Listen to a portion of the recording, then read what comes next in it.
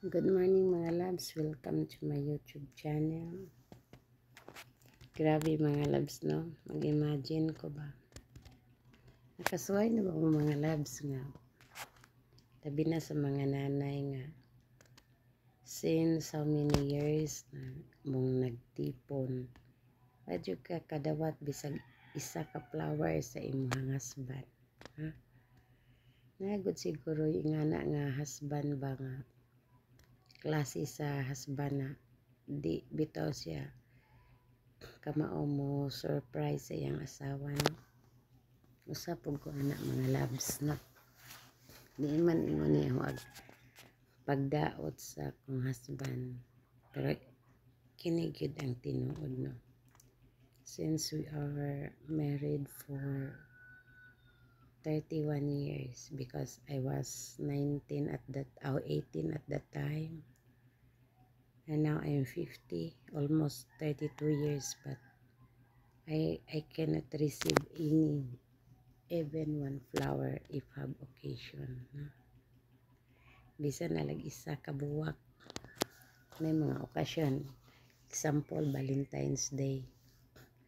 Magtanaw ko sa mga post nga iya lang mabana. Ipalitan sila flower, chocolate. Kaya po sila, no? Ano man ingon og naibog ko gaho lang. Nasa kay feeling if ingana po ang hangbana ba. Happy siguro ko kayo pero wa gyud na.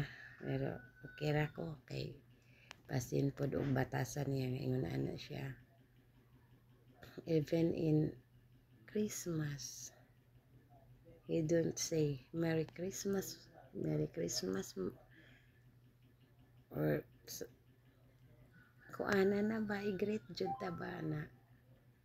Even in my birthday, only say happy birthday. Mana ra. Wa jud ingon nga I have gift. No, ja. Pero ang sabot lang po ko kay basin og kanang nabitaw klase nga tao nga ingon anak bitaw, no. Muna nga swerte itong kamo mga nanay. Swerte mo ko ng inyong husband. Tagaan mo gift in occasion, greetings or surprise. Swerte mo anak, pero ako nagid na ako na encounter. Pero it's okay, no? Amang ko ingon og kanang magsuya ko sa uban ako lang mutan ako nindutan, no, ana ba, or you are wishing na to unsa man sana I don't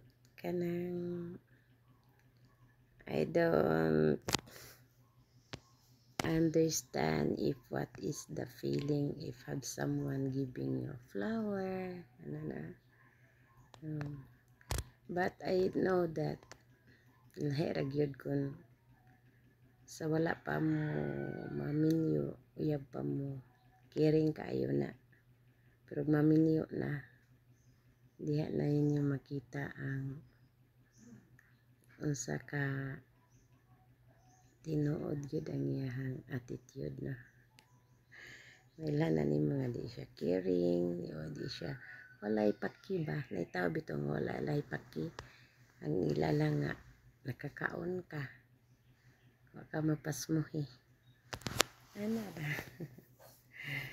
Saan man mao naman ni ang life, no, imo naman siya Paris, need to accept everything what he is, na kay sa di naman ta kay kiyasa na kay na Paris naman nimo wala nga. Ang tips, no, mga nanay, be patient. Patience is a very important. Pasensya, no, kay buo ra jud tag pasensya di mulunat ang pamilya nato. Taas tag pasensya unya. Imo na lang i-focus imong attention sa mga bata na baliwa na lang nimo ay bahala di ka manghatag diha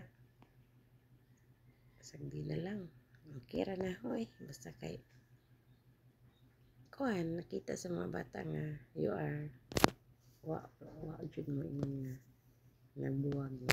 Na? Hinaot ko nga naka hatag ko og gamayng pagtulunan sa mga nanay na.